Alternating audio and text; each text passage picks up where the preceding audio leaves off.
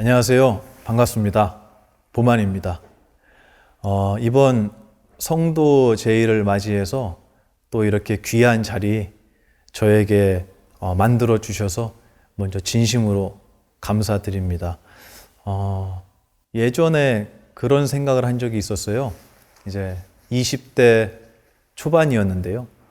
법당에서 그날도 어떤 행사를 준비하려고 많은 분들이 모여 계셨고 또 마침 제가 그날 사회를 보는 날이었는데 행사 시작하기 전 한 3분, 5분 그 전에 제가 사회자석에 서서 이제 착석하고 계시는 수많은 내빈들과 또 어른 스님네들을 이렇게 뵈면서 저도 모르게 문득 스쳐간 생각이 하나가 있었습니다. 그게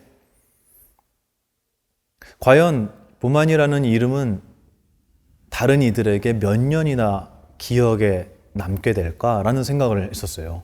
제가 이 세계와 인연이 다 하고 이 자리를 떠난 뒤에 과연 제 이름을 얼마나 기억해 줄까라는 생각을 했는데 오래 기억해 줬으면 좋겠다라는 의미라기보다는 글쎄요, 100년? 그 정도 기억되면 엄청난 일이겠죠.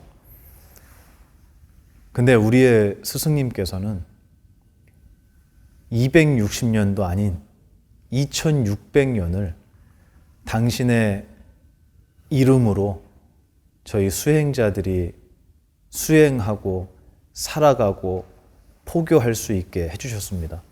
그리고 그 2600년이라는 시간 동안 불교는 망가지고 타락한 것이 아니라 지금 이렇게 아름답게 다시 한번 꽃을 피우고 있다라는 생각이 들었어요.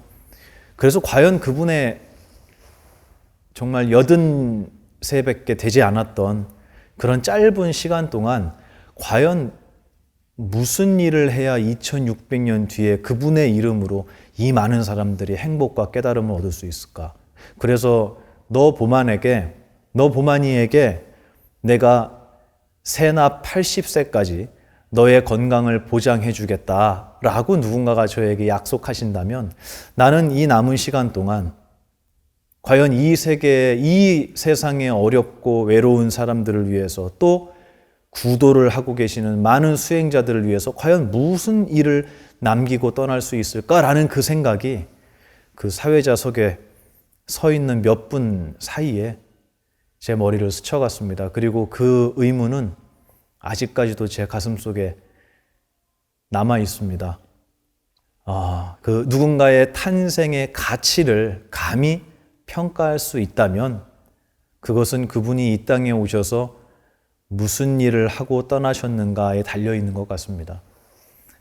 만약에 지금 이 순간에 우리의 자제분들이, 여러분의 자제분들이 또 가족들 중에 누군가가 어머니, 아버지, 저는요 이 세상에서 먹고 사는 문제, 그리고 늙는 문제, 그리고 병드는 문제, 그리고 죽지 않는 방법을 찾기 위해서 저는 평생을 맨발에 분소의를 걸치고 빈 밥그릇, 바루 하나를 들고 저는 그 문제에 대한 해답을 얻기 전까지는 대한민국을 맨발로 걸어다니며 스승을 찾아 수행하겠습니다 라고 이야기한다면 여러분 어떻게 하시겠습니까? 제가 볼 때는 등짝을 맞을 것 같아요, 어머니한테. 참 무모하고도 어이없는 선언 아닐까요? 그 누가 생로병사로부터의 해탈을 위해서 이 젊은 인생을 바치겠다라고 선언할 수 있을까요? 저는 그 무모함이야말로 저희가 감히 따라할 수 없는 석가모니 부처님의 용기가 아니었을까라는 생각이 듭니다. 그리고 그 용기는요, 난 정말 용기 내야지 하는 의지에서 비롯된 게 아니라 이 땅에 당신께서 오신 그 서원에 의한 것이라고 생각하고 있습니다. 그래서 부처님의 탄신, 부처님 오신 날만을 기릴 게 아니고 저희가 그분께서 이 땅에 오셔서 어떤 일을 하셨는지, 그리고 그 일을 하기 위해서 얼마나 고통스러운 수행의 시간을 겪으셨고 또 그 후에 얼마나 큰 깨달음을 얻으셨는지에 대해서 우리는 당연히 관심을 갖고 잊어서는 안 될 것 같습니다. 정말 우리의 스승이신 석가모니 부처님께서 위대하신 분이라고 한다면 그 위대함은 과연 어디에서 비롯되었는가? 저는 그것이야말로 부처님께서 얻으신 깨달음, 바로 성도에 있지 않나라는 생각을 합니다. 이 땅에 축복받지 못한 채로 태어난 사람이 있을까요? 저는 이 땅에 태어난 모든 이들은 축복받아 마땅하다고 생각합니다. 그런데요, 그렇게 축복받아서 행복한 아름다운 삶을 살 수 있다면 얼마나 좋겠습니까마는 우리는 스승님을 찾지 못해서 여기저기 방황하고 있는 것 같습니다. 그런데 이 땅에 2600년 전에 석가모니 부처님께서 나투셨습니다. 경전을 보면요, 저희가 다음 생을 찾아가고 또 새로운 몸을 받고 태어나게 되는 힘, 그것을 업력이라고 표현을 합니다. 다시 얘기해서 우리는 전생에 살아왔던 우리의 업의 힘에 의해서 이 땅에 다시 태어났습니다. 그 얘기는 뭐냐면요, 조금 더 쉽게 얘기하자면 업에 떠밀려서 태어났다라고 합니다. 그런데 부처님께서는 그렇게 오시지 않으셨죠. 큰 서원을 세우시고 중생들을 구제하고 저희들을 고통 속에서 건지시겠노라 라고 서원하시고 이 땅에 오셨습니다. 그리고 정말 외롭게 공부하시고 고통스럽게 공부하신 후에 드디어 길을 찾으셔서 저희에게 이렇게 말씀해 주신 것 같아요. 얘들아, 이 세상은 고통스러운 과정으로 얻게 되는 행복이라는 건 없어. 이 수행은 시작하는 날부터 행복해야 돼. 우리의 내일이 행복하려면 우리의 오늘이 행복해야 돼 라고 말씀하신 것 같은 기분이 들어요.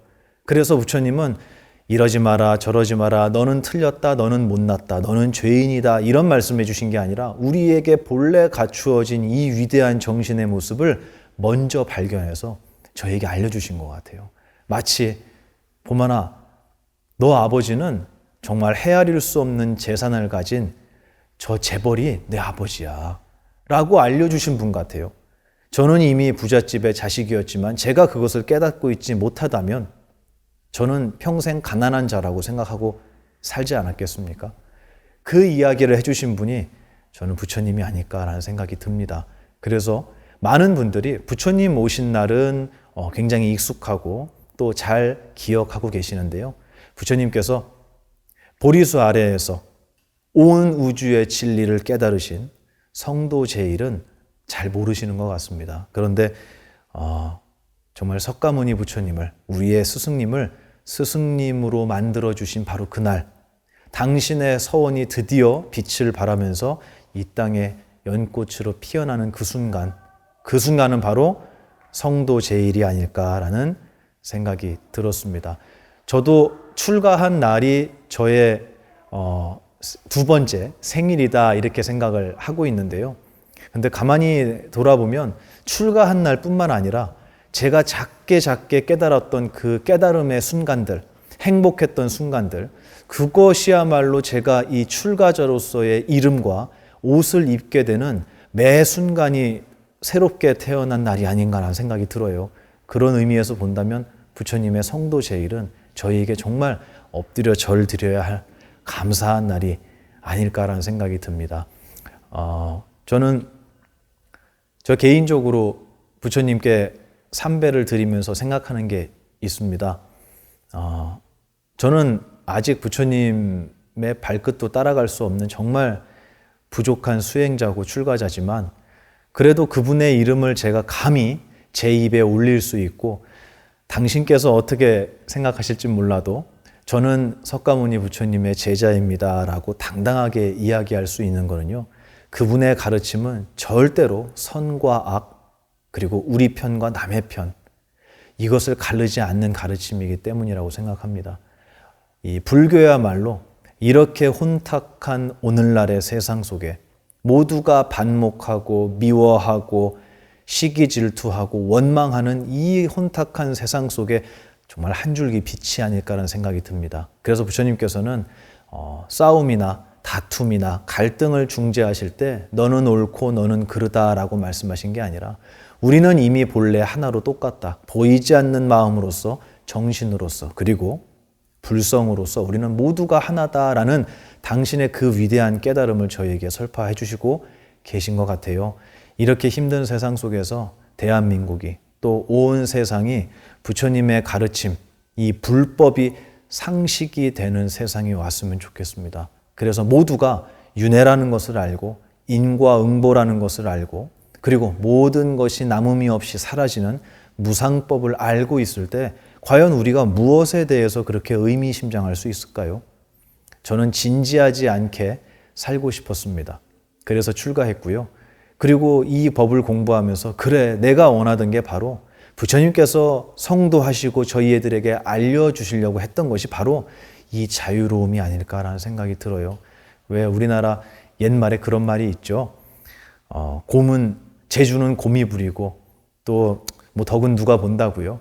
가만히 생각해 보면 부처님은 이렇게 오늘날의 수행자들처럼 훌륭한 사찰도 없었고 또 수많은 분들이 당신의 출가를 응원하거나 기대하지도 않았습니다. 부처님께서는 밤중에 몰래 성을 빠져나오셨고 그리고 6년이라는 세월 동안 죽음의 문턱에 서서 고행을 하셨습니다. 그리고 수자타의 우유죽을 드시고 다시금 힘을 내실 때도 네, 시타르타 태자요, 당신은 성공하실 겁니다. 성도하실 겁니다. 라는 예언을 들으신 게 아니라 5명의 비구에게 비난을 들으셨죠. 시타르타가 타락했다라는 비난을 들으셨습니다.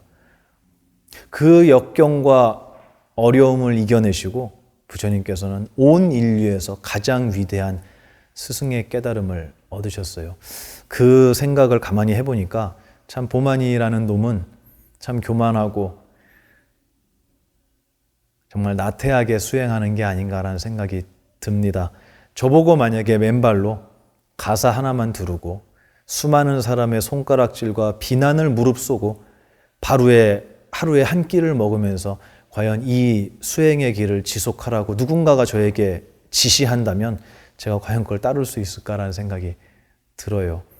참 부처님께 절을 드리면서 이렇게 작고 초라한 깨달음을 가진 그리고 비할 수 없이 작은 서원을 가진 수행자지만 보만이라는 수행자를, 출가자를 또 이 땅의 많은 우리 불자들을 품어주시고 거두어주신 부처님께서 이 땅에서 우리를 보고 계시다면 그래, 너희들 잘하고 있어, 후회하지 않을 길을 가고 있어 라고 응원해 주시지 않을까 하는 제 어리광을 부려보고 싶습니다.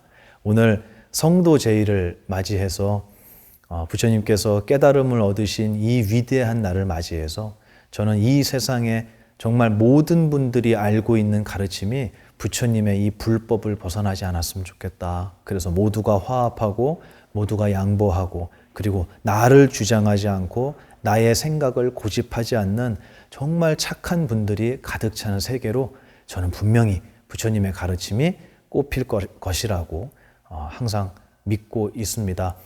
이렇게 귀한 성도 제일에 제 부족한 이야기 또 들어주셔서 감사드리고요. 항상 저는 그런 생각합니다. 부처님께서 말씀하신 법문 중에 가장 대표적인, 가장 위대한, 그리고 오직 불교에서만 배울 수 있는 가장 멋진 말씀, 바로 연기법이라고 생각해요. 내가 아닌 것들이 모여서 나를 이루었다. 저는 이 말씀에 정말 큰 면죄부를 받은 기분이었어요.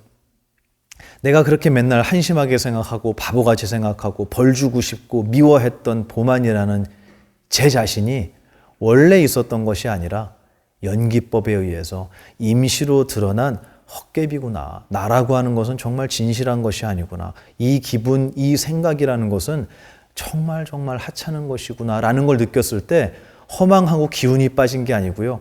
정말 다행이다라고 생각했어요. 그만큼 저는 제 자신에게 만족하지 못하고 살아왔던 것 같습니다.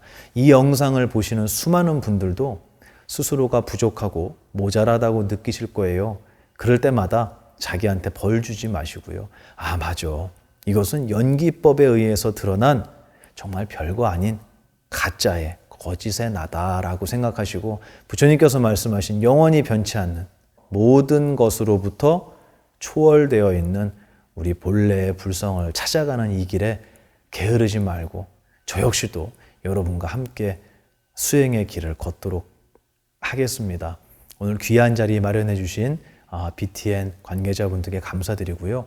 또 이 자리에 제가 정말 이렇게 편안하게 행복하게 수행할 수 있게 만들어 주신 석가모니 부처님, 그리고 제가 얼굴도 뵙지 못했고 목소리도 듣지 못했고 또 이름도 단 한 번도 듣지 못한 채 제 앞서서 수행의 길을 걸으시고 또 사라져 가셨던 우리 역사 속의 수많은 스님네들께 진심으로 감사의 인사를 드립니다.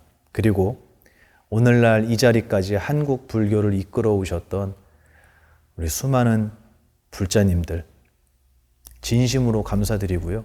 여러분의 공양, 여러분의 후원, 여러분의 보시가 부끄럽지 않도록 저희 스님네들도 최선을 다해 정직하게 수행하도록 하겠습니다.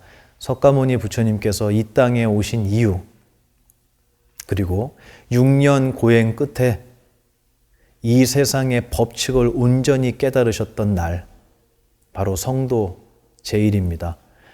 잊지 마시고 우리 불자님들, 그리고 우리 함께 공부하시는 수행자 모든 분들이 부처님의 은덕에 다시 한번 합장 3배 드리고 그분의 가르침에 우리 대한민국이 그리고 온 세계가 행복한 수행자의 길로 다시 한번 나아갈 수 있도록 저도 두 손 모아 기도하겠습니다. 여러분 진심으로 감사드리고 성도제일을 맞이해서 또 다시 한번 석가모니 부처님께 엎드려 귀의합니다. 여러분 진심으로 고맙습니다. 스승님 진심으로 감사합니다.